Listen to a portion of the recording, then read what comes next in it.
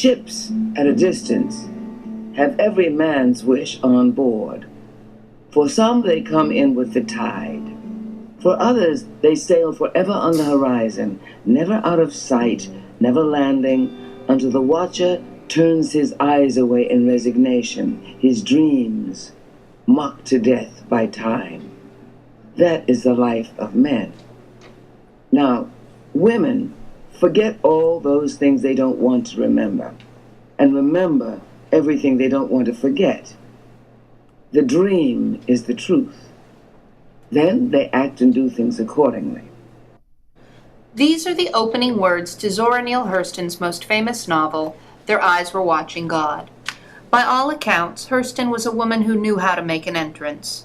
Over her life, she authored 4 novels, 2 books of folklore, an autobiography, numerous short stories, and several articles and plays.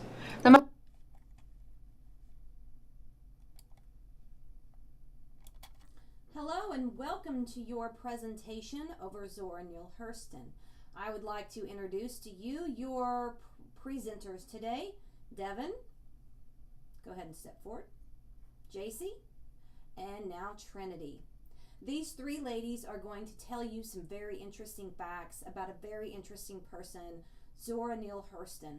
She did a lot for our culture, she did a lot for literature, and she did a lot for just our country in general with what she did. And so you're about to learn some stuff about her.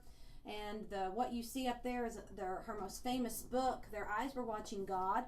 It is one of my favorite books. I actually have a copy of it right here. I actually teach a little bit of this at college, and so this is something that is a really good book to read if you like to read. And so you're about to hear some things about a woman who did things that women in this time really didn't do. And what she was really known for was she wrote in the black dialect, and that's what it's actually called, meaning that she wrote like she talked, and that was highly criticized, and which you'll learn about.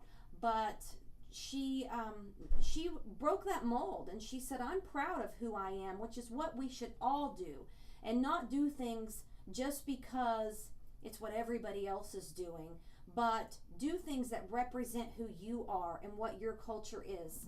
I'm going to back this up. I'm not going to play it, but what I mean by that is, let me come forward here.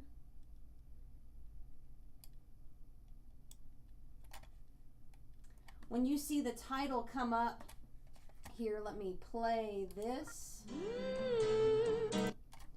You see jump at the DE, sun, jump at the sun. That is an example of what her writings are like, because that represented how she talked, which was a part of her culture. And that's not the only thing that she did. You may think that that is insignificant, but if you've heard of people like Langston Hughes, and there are a lot of other African American writers, even non-African American writers, who really contribute their success to her. And so she paved the road here for women, for African Americans. And so listen to this presentation, and I hope you gain an understanding and a respect of Zora Neale Hurston.